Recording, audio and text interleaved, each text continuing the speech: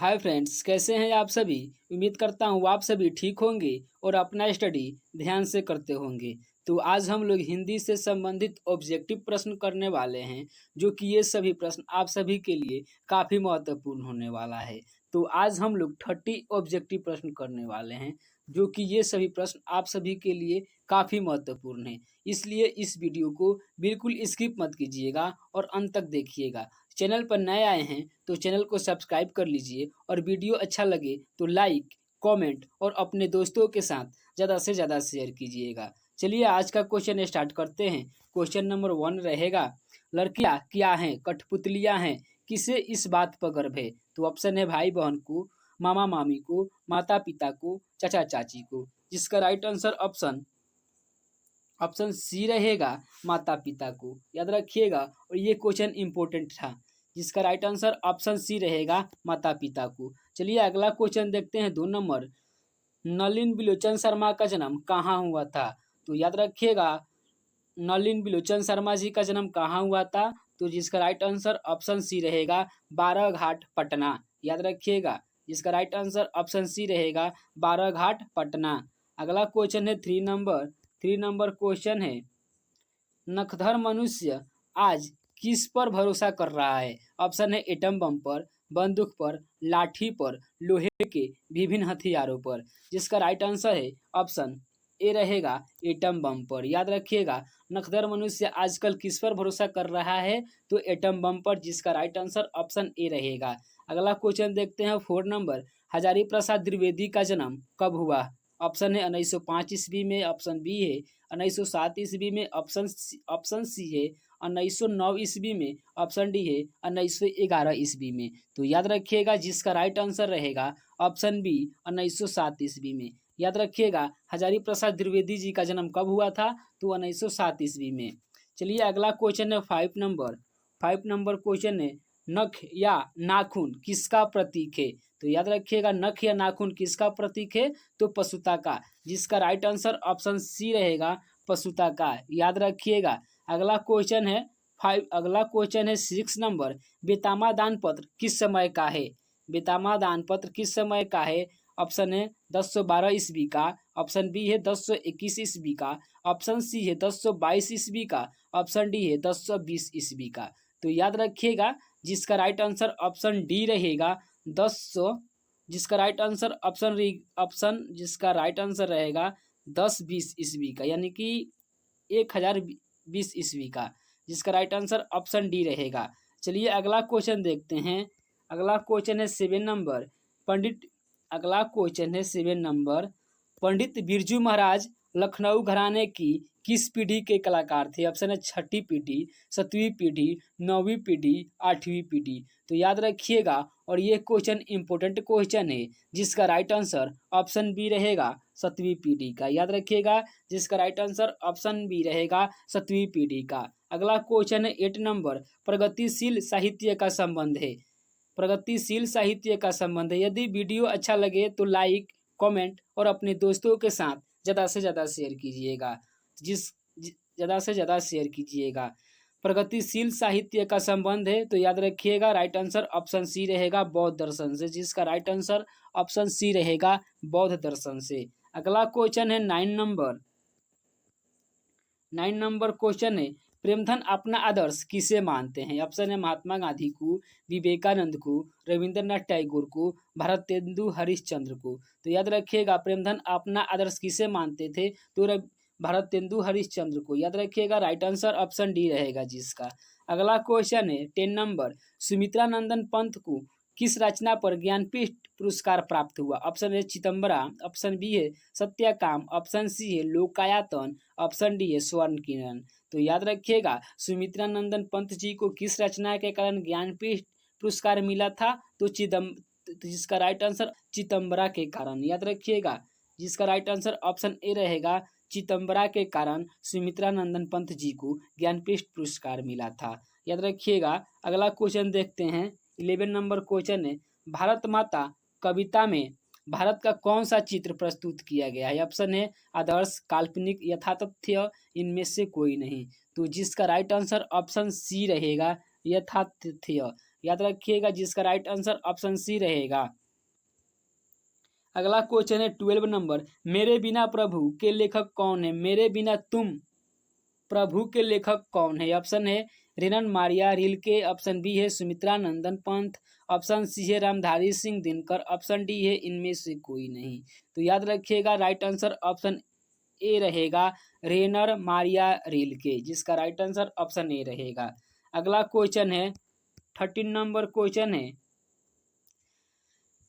दूर चट्टानों की ठंडी गोद में किस कवि की पंक्ति है? दूर चट्टानों की ठंडी गोद में किस कवि की पंक्ति है? तो याद रखिएगा, जिसका राइट आंसर ऑप्शन बी रहेगा, रेनर मारिया रिल्के, जिसका राइट आंसर ऑप्शन बी रहेगा, रेनर मारिया रिल्के। याद रखिएगा, राइट आंसर ऑप्शन बी।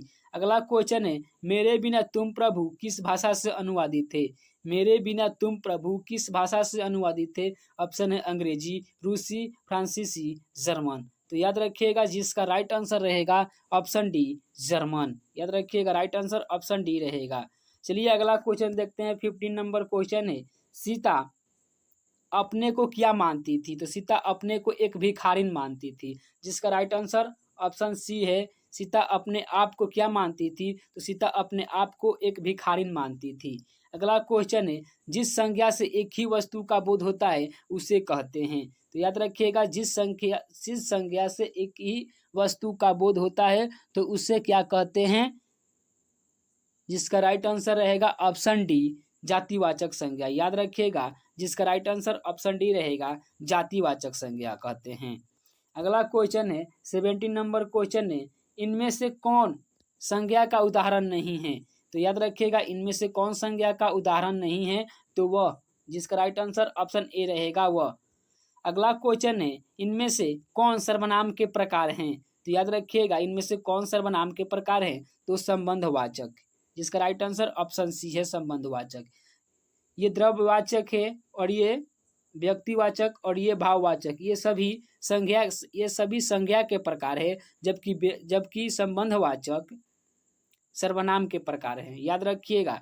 और अगला क्वेश्चन है 19 नंबर क्वेश्चन है, गीता को तेज बुखार है, इनमें कौन कारक है? जिसका राइट आंसर ऑप्शन ए रहेगा, कर्म कारक। याद रखिएगा, जिसका राइट आंसर ऑप्शन ए रहेगा, कर्म कारक। अगला क्वेश्चन है 20 नंबर क्वेश्चन है, अगला क्वेश्चन है 20 नंबर, हिंदी भाषा में वचन कितने प्रकार के होते हैं? हिंदी भाषा में वचन कितने प्रकार के होते हैं? तो याद रखिएगा, जिसका राइट आंसर रहेगा ऑप्शन बी, 2। याद रखिएगा, हिंदी भाषा में वचन कितने प्रकार के होते हैं? तो हिंदी भाषा में वचन 2 प्रकार के होते हैं। अगला क्वेश्चन है 21 नंबर, खोखा खोखी शब्द किस भाषा का शब्द है? खोखा खोखी किस भाषा का शब्द है? तो याद रखिएगा, इसका राइट आंसर ऑप्शन सी रहेगा, बांग्ला का। खोखा खोखी किस भाषा का शब्द है? तो बांग्ला का। अगला क्वेश्चन है, खोखा का नाम क्या था? तो याद रखिएगा, और ये इंपॉर्टेंट क्वेश्चन है और एग्जाम में पूछा हुआ क्वेश्चन है, जिसका राइट आंसर ऑप्शन डी रहेगा, कासू। याद रखिएगा, खोखा का क्या नाम था? तो कासू। अगला क्वेश्चन है 23 नंबर, इनमें से कौन सा शब्द जो प्राय बहुवचन में प्रयुक्त होता है? तो याद रखिएगा, जिसका राइट आंसर ऑप्शन सी है, प्राण। प्राण एक ऐसा शब्द है जो हमेशा बहुवचन के रूप में प्रयुक्त होता है। अगला क्वेश्चन है 24 नंबर, माँ कहानी में किसकी ममता का वर्णन किया गया है? तो राइट आंसर ऑप्शन बी रहेगा, माँ की। याद रखिएगा, माँ कहानी में किसकी ममता का वर्णन किया गया है?